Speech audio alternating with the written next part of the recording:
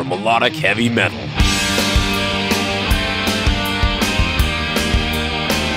Playing it heavier, louder, raunchier, faster. This is the Signals of Intuition.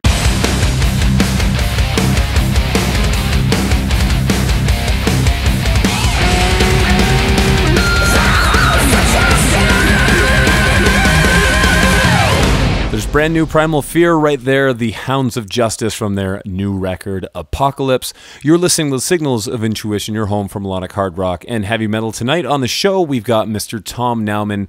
He also plays in Sinner, in addition to Primal Fear, who were Primal Fear's first band formed in the mid-'80s. We're also going to talk to him about his project Rock Meets Classic, which gets a bunch of classic rock musicians together to play each other's songs, kind of like Ringo Starr's All-Star Band and projects like that. So let's get Tom on the line right now. Hey Tom, how's it going? It's Brandon calling from the Signals of Intuition. How you doing? Hi Brandon, how's it going? All fine? Good. Oh yeah. So when I do these, I always like to start at the beginning of you as a musician and then sort of work our way up to the new record. So I guess from the start, where did you grow up and how did you get started in music? I grew up in a town called Esslingen, which is next to Stuttgart. It's in the southern part of Germany. And I started playing music when I was 12. I started playing drums. But then I visited a Judas Priest show in 1981, I guess. It was the Point of Entry tour. Mm-hmm. And I was standing second row and Glenn Tipton gave me 5.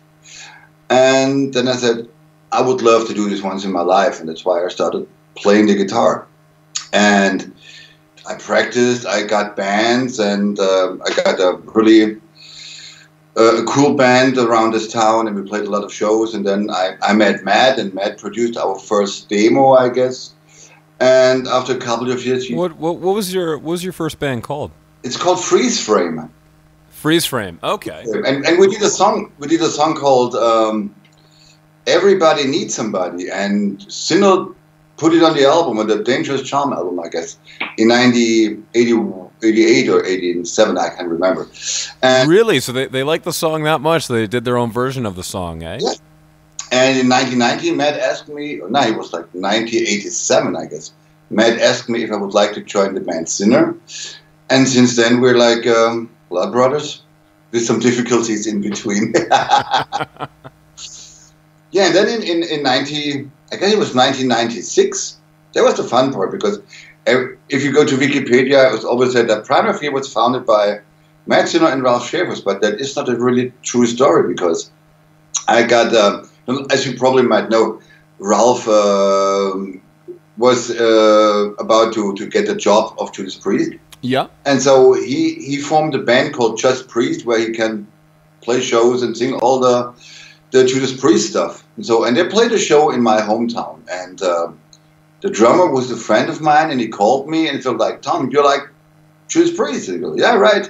So we have a problem because our guitar player will have a marriage when we have a show in your hometown. Would you like to join? I go like, yeah, sure, why not? So give me the set list, now I play the show. And a couple of days later, he called me again. It's like, we have another problem. We don't have a bass player. So we're like, oh, I'm going to ask Matt if he would like to do this. And I called Matt, and Matt is not really Judas Priest maniac or fan, but he loves the music, but he was not a real fan. And so I was really astonished that he said, yeah, why not? So I will play the show with Just Priest. And so we had like Ralph was singing, I was playing the guitar, and Matt was playing the bass. And the show went well, and after the show, we got a couple of beers together, and then we said, hey guys, we all live together in the same city. Why should we just meet for a couple of times and just write songs? And let's see what will happen. And that's how Primal Fear started. So I take it, so it was just the three of you. Did you guys use the drummer from Just Priest and the other guitar player, or was it just the four of you? How did that get off the ground? In the beginning, it was just like Ralph, Matt, and I. We just met and wrote songs for a demo, and then we got a drummer from our hometown, Klaus Spelling, who in the first 3 or 4 albums, and I know him from around. He played in a couple of bands, and we went like, oh, we would like to have a drummer from our hometown so we can practice and rehearse and blah blah blah. And Primal Fear started as a 4-piece in the beginning. I think the first album was recorded as a 4-piece, and then for our live stuff we took Stefan Leibing as a live guitar player. And after the first tour or the second tour, as we did the second album, he was a full member of the band.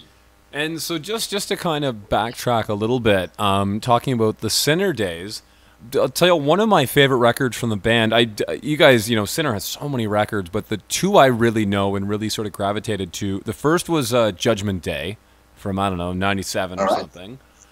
And the other one was No More Alibis, when you worked with Armin Sabol, who's done, a ton of Rage albums and FBI and all kinds of stuff. What was it like working with him as a producer on that record?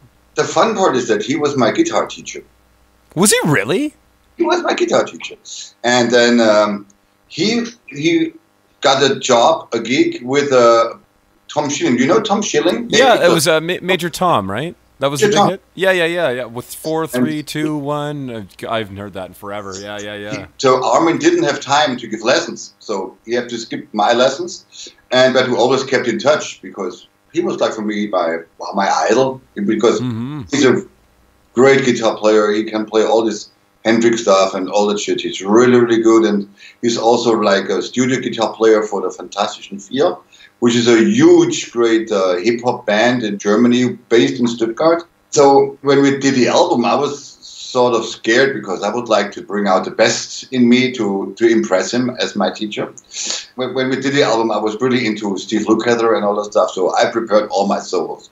And Luke would play like this, and Luke would play like that, and go like and play it. And then I started to record, and Armin really didn't like it.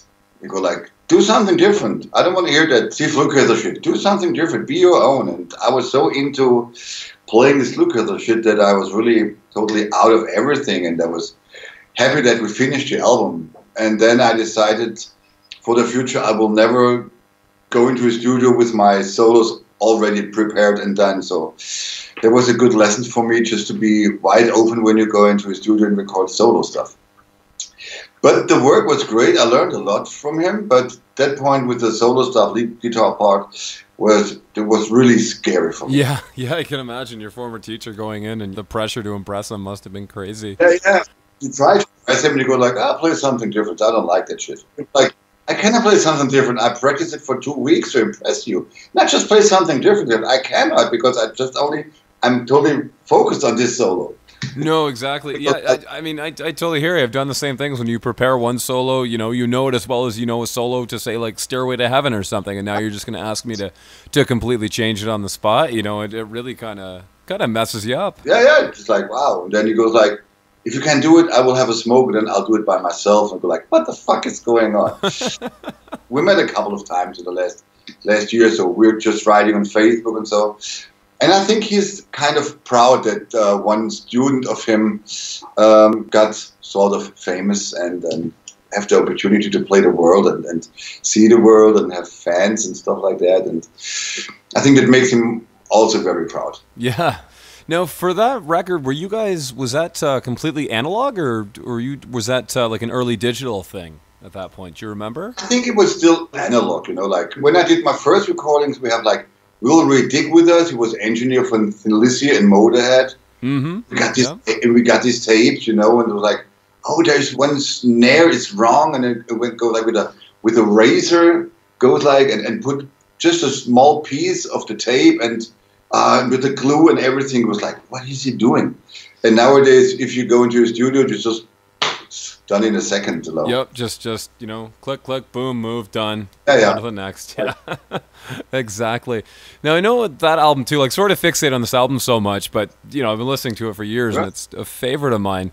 I know you guys also had a ton of guest singers on that record, including Zeno's Michael Flexig and Ralph. So was that the first time you met Ralph, or had you already played with him by this point? I didn't play with him before, but I knew him from his very first band called, I think High Voltage was his first band. And Oh, even before Tyron Pace, eh? yeah, and this was just before Tyron Pace. It was like, and I saw him in a small youth club just around the town, and he was quite good. He was like about 15 or 16 of age, but he was sounding really amazing, and it was like curly hair and all that stuff. I was like, wow, he looks like a rock star. And then he joined Tyron Pace, and Tyron Pace got sort of famous in Germany with this kind of music. And that's how I met Ralph for the first time. But normally, as he went to Gamma Ray is a Hamburg-based band, so hardly met. But we knew each other, but we hardly met. Do you know all the guys from Gamma Ray or not really? I know Kai Hansen, I know him. Then we did a tour with Sinner in May last year, where a band called The Unity was supporting us. I've heard of them. Who's in that band? I can't think of it, but I've heard of the band. The drummer of Gamma Ray and Henjo Richter, the guitar player of Gamma Ray. Ah, okay, yes, okay, yeah. So and now we know the guys, and Dirk Schlechter, he used to, I think he lives in Mexico somewhere. But I know Kai, and when we met on festivals, it's like, hey, how you doing, buddy? And it's a great party, and we know Henjo and Michael. Nice, really nice guys, to be honest. We really love them. Mm-hmm. And then, so jumping over to Primal Fear again, tell me about working on some of the past records, especially like some of the producers you guys have had. Like I know, at least for, I don't know, maybe the first 10 years of the band, you guys have always usually worked with Akeem Kohler. Yes. How is he to work with as a producer and engineer? How does he kind of run the studio as opposed to say, like say Armin did for the Sinner record? First of all, Akeem is not a really, he used to play the drums, but he was not a really good drummer, so to say, and he cannot play the guitar, so he was just like the engineer and the producer, and it was really fun to work with him. He's also still my friend, and how you call when you get, my kids got baptized, and he's a godfather. He's the godfather of 2 kids. Oh, there you go. So you guys are really, really close. I was the guy who was there when he married. How you call that? Best man? Probably, yeah. I don't know. Yeah, like so like the second guy in line, right? Yeah. Yeah. In North America, we call that the best man. Yeah, and we still have contact, and we still go out. And he's on tour with the Hooters right now, and I just wrote him when he will be back, and if he would like to hang out to have a couple of drinks. And he's still a good friend of mine, and way back when we were both on tour, we were called the Toxic Twins because we drank a lot. And some other stuff, but it was always funny. We had a hell of a time. And it was really good to work with him because he was the quiet one, and he gave you the time just to figure out runs, because as I told you before, I went in non-prepared, and he was like, yeah, can you do a solo? Go like, okay, but you can have a cigarette and a coffee, just do a slave, and I can noodle around a little bit. And then he came back and was like, yeah, that sounds cool, just try it and record it and all that stuff. And he was really like to give you the push over the cliff sometimes if you don't have any more ideas. And it was always funny to hang out with him, and so we have a lot of laugh, and it was really easygoing, and it was really, really cool. So he's more the engineer as opposed to the guy who's sitting there writing the song with you, and sort of the Bob Ezrin kind of producer, where he's almost like takes on a member of a band almost. Yeah, normally like Matt is producing the stuff, so but sometimes there's not a lot of to produce because we all write songs for, I don't know, 30, 40 years right now, and we also know how to record a song and whatever, but if you got some discussions in the studio, Matt has the final word. Sure. And then before we sort of jump to the Apocalypse record, tell me about the Rock Meets Classic band that you've been a part of for the last several years. This is the most amazing shit I've ever done in my whole life. Really? Now, what's funny is I was in Germany about 3 months ago. I was in Frankfurt, and you guys played, and I literally found out about the show as it was ending. I found out about it like 10 o'clock that night, and I went, oh, you got to be kidding me. I just missed it. Yeah, this is. You were on a music ferry, I guess. Yeah, well, I was there for Music Messe, and someone told me about it like at 10 o'clock at night. They're like, you ever heard of this band Rock Meets Classic? And I'm like, that's the band with Tom and Matt and everybody. Yeah. Oh, man. Yeah, I totally just missed you guys. This is really, to be honest, it's like, I did it 3 times right now, and I'm a huge Thin Lizzy fan. And the first time I did it, there was like, I guess the Swede, I can tell you. Who was in the band from the Suite? So, hang on. This was my first tour. We get after the tour is done, we get a book with a lot of pictures in it, but only for the musicians. And this was my first tour with the Suite, with Thin Lizzy. We got Mitch Ure, and we got Joey Tempest of Europe playing. Yep. It's amazing. You go on stage and you play his songs, and you have to play the solo of John Norum, which is amazing. Oh, that is still one of my favorite solos ever. Such a brilliant guitar solo on that song. Amazing. And last year we got Rick Springfield, who was my he was my idol when I was young. Went absolutely nuts with him. And then we got Steve Lukather, one of my. Oh, you must have been in heaven. Yeah, but it was real fun because he's really a cool guy. And then we got Don Felder of the Eagles. And what more can you say if you have the possibility to stand on stage with Don Felder and you do the harmony solo of Hotel California?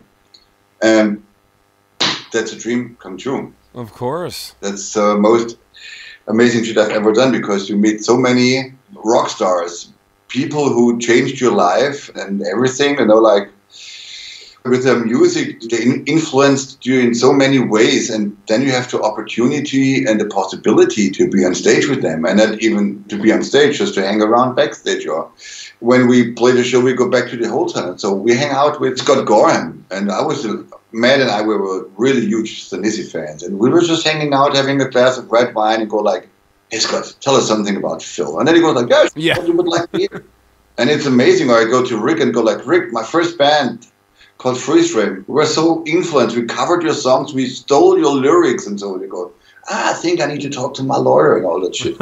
And it was so funny. And even Steve Lukather, it was so great. We played in Ulm, which is like 80 kilometers from my hometown. Mm-hmm.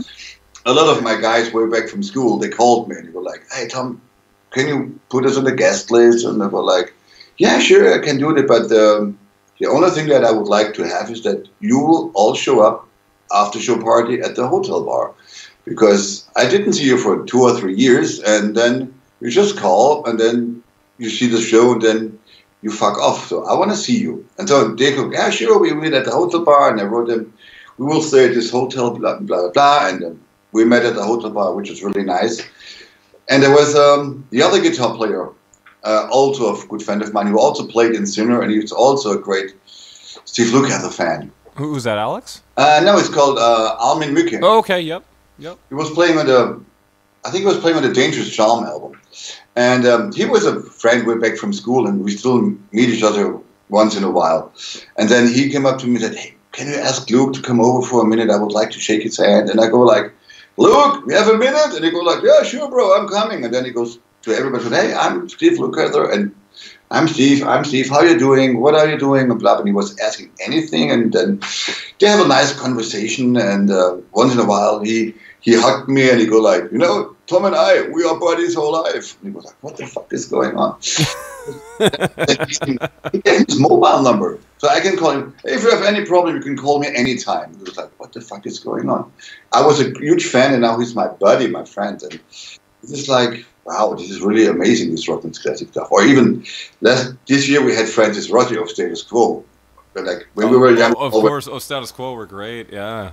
Standing there with a Wilson tennis racket in the living room doing like the headbanging shit, and now you meet the guy who was responsible for that, and you play his songs, and he was so fucking nice, and he was so funny, and it's really good, because if you take all these guys, they have their comfort zone with Europe. Like Joey Tempest is doing Europe for 30 years, and he has all the same guys around him. And now he's playing with an orchestra and a rock band he never met before. And this is a strange situation for him, as well as it's a strange situation for us, because we practice all songs 2 times, and then next part, please, next band.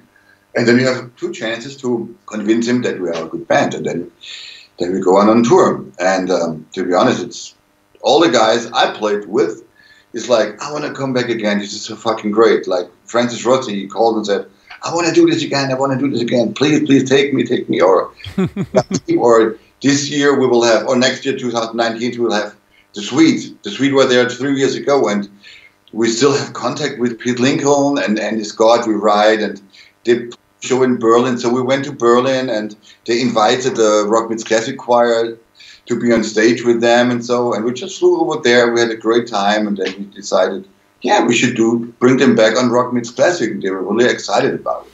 Yeah, I just saw the North American suite a few months ago, and that was a brilliant show. They were so good. I mean, the suite were such a great band, and everyone remembers them for, you know, they had their 4 or 5 really big hits, but people forget just what monster musicians those guys were too, and just how many awesome songs they wrote.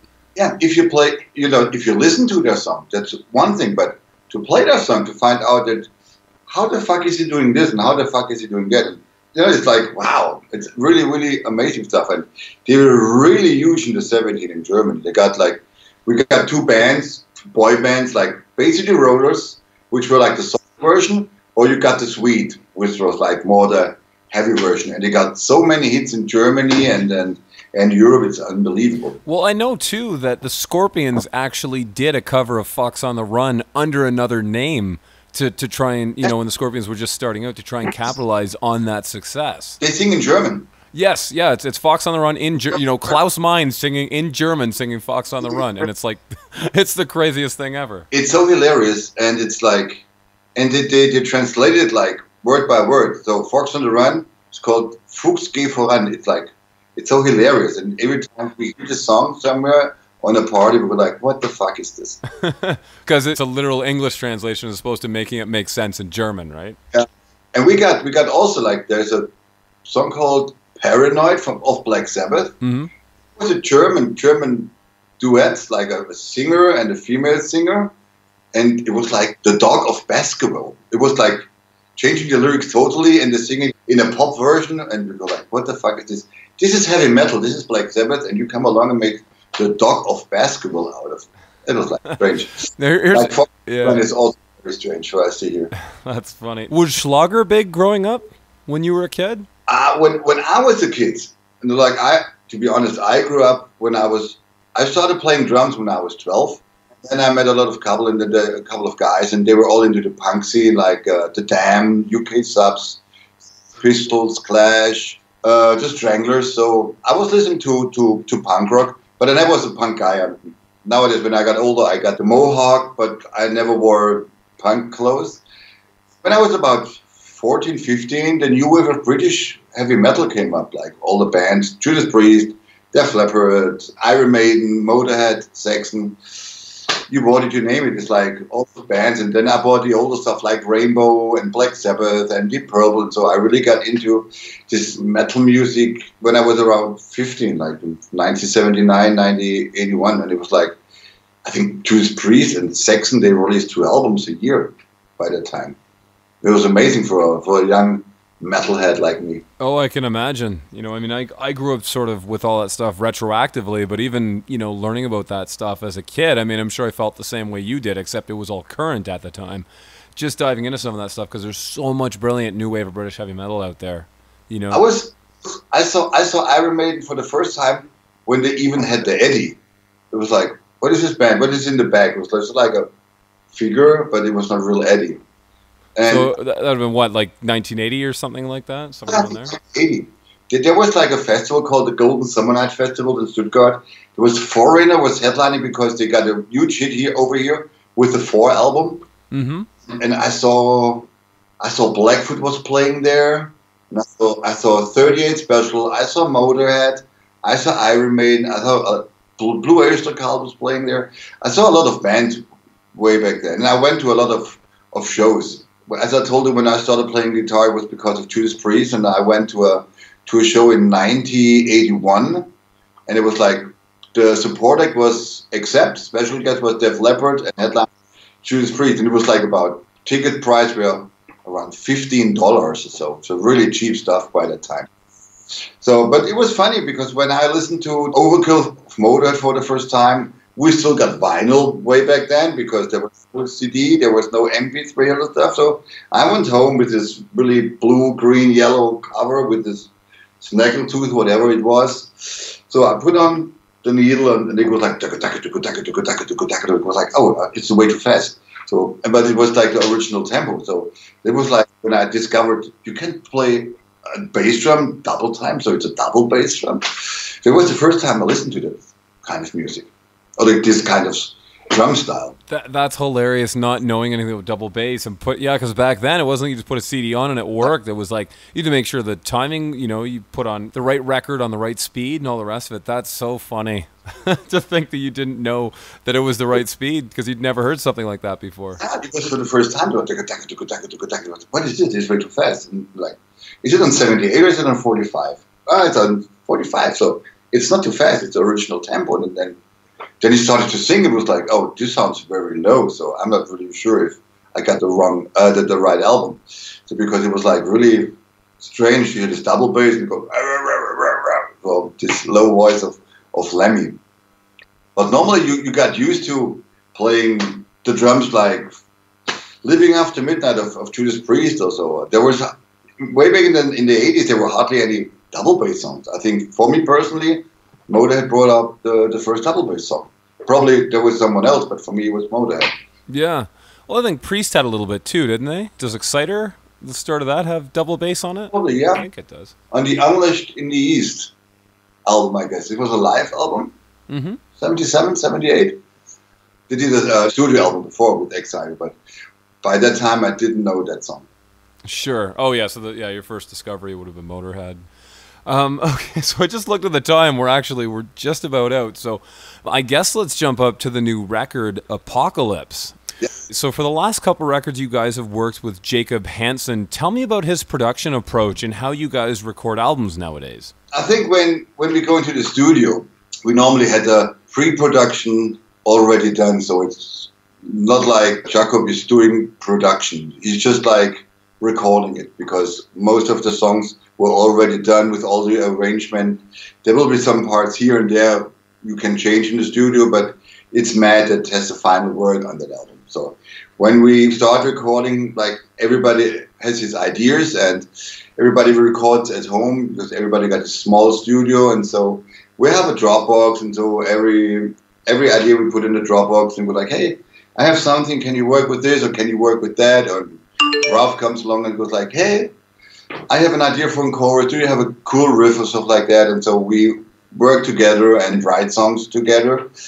And then we will decide by the end which songs we will put on the album. Unfortunately, Magnus is very fast in writing good songs, so it's tough for Alex and me to get some more spots on the album. But it works and it's fine for me. Yeah. Oh no, I mean, you look at how much material that guy's put out over his career. It's just crazy. So I can see him just having an incredible knack for putting songs together. Yeah, I'm fine with that because I like the album, and I'd rather have a good song on the album than a bad song written by me. Sure. So when you guys, it's just you and Alex when you guys tour, right? You guys, like Magnus doesn't tour with you. He's just part of the songwriting? Yes, Magnus is important for the songwriting and for all the production stuff together with Matt. But because of family issues, he has 3 kids and one of them is ill. He cannot go on tour with us anymore. Mm-hmm. And that's why I come back in 2014 and I'm sharing the live duties together with Alex. And last year we played on the Sweden Rock Festival, and Magnus, who lives in Sweden, he joined us for half of the show, and it was a really nice experience to be on stage with him. And we will play in Sweden next month, and I'm not sure if he will be there or not. I hope he will be there so he can join us on stage again. But normally he's just doing all the songwriting, or most of the songwriting, and all the stuff in the studio. And Alex and me, we are playing live. Ah, okay. And then on the album, how does it come with guitar solos? Does everyone just kind of take a third of the solos? Yeah. Or we split it up like, okay, you do this, or something. Matt was like, I have a solo and I don't like it over here. Can you play something different? And then he goes to Alex and says, I don't like the solo of Tom. Can you put on a solo on this? And so we just work it out. So, and we're all grown up. We're all friends. Like, I know Alex for like 30 years right now, and we have a really, really good and strong relationship together, and on and off stage. And so when we were young, we got some fights about, hey, I want to do this solo, I want to do that solo. But this shit is over because we are professional guys, and if you can do a solo better than me on a special kind of song, I don't have a problem with that. And vice versa. I don't think that he has a problem if there's like a fast song and I can do a shred around. Probably goes like, yeah, do the shredding, because I'm not the guy who loves to shred. So I do the shredding and he does more the melodic stuff, or the other way around. Yeah, and there's a lot of bands that do that too. You know, I mean, God, even Metallica. It's like Kirk plays most of the solos, but some of the best melodic solos were played by James. You know, it's the same thing. Same thing. Right. What brought about your cover of Hearts If Looks Could Kill on the Best of Fear album last year? I would just, once in a while, would just try to break out of this whole metal stuff and try to cover a different song from a different band and so.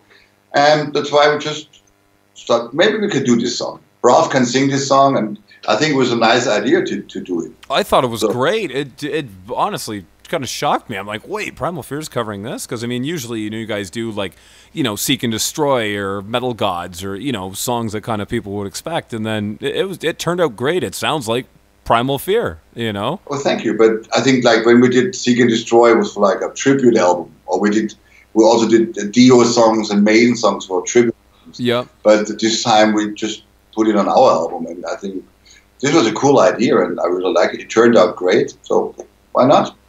Yeah, exactly.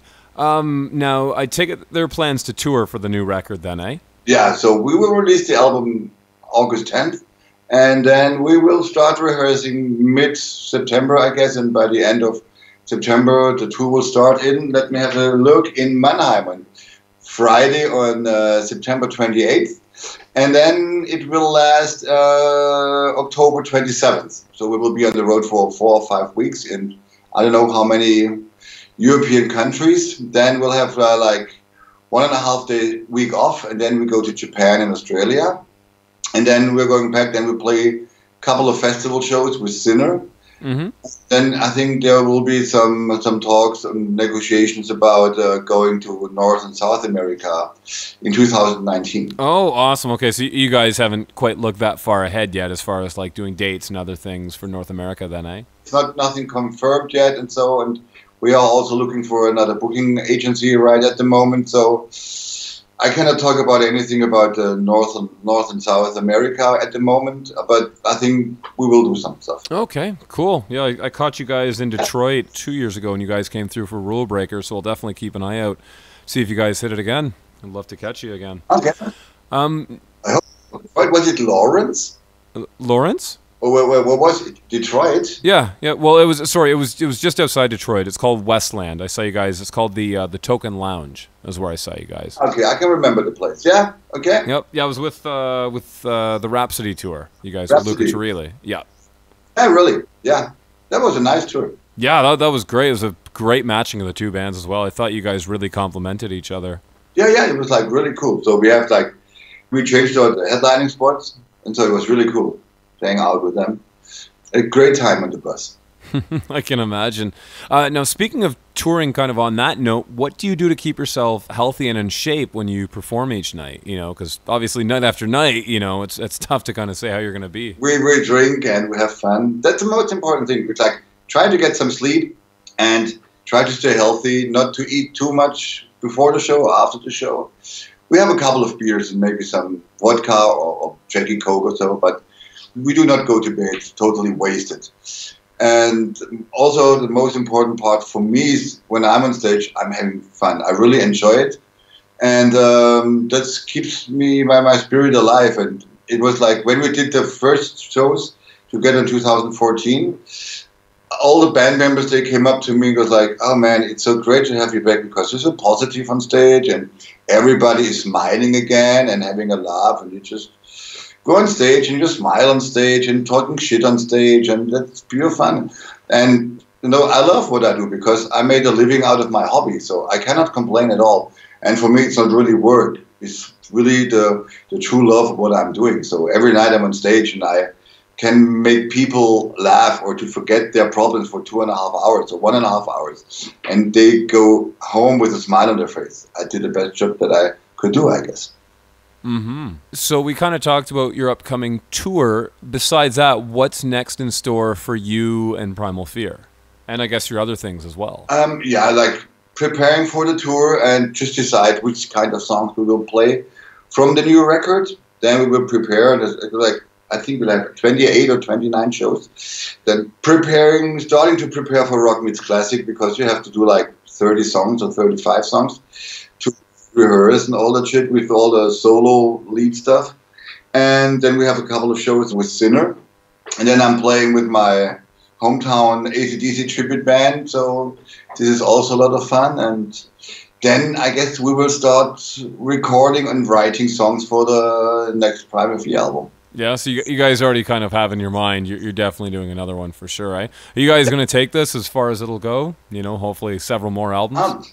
I can talk about the future. I'm in.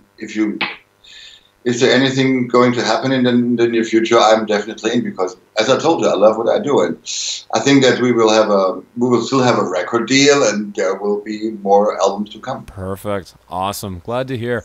All right, Tom. Well, I want to thank you so much for taking the time out to do this. All these fun stories. I want hanging out with rock stars and all the rest of it.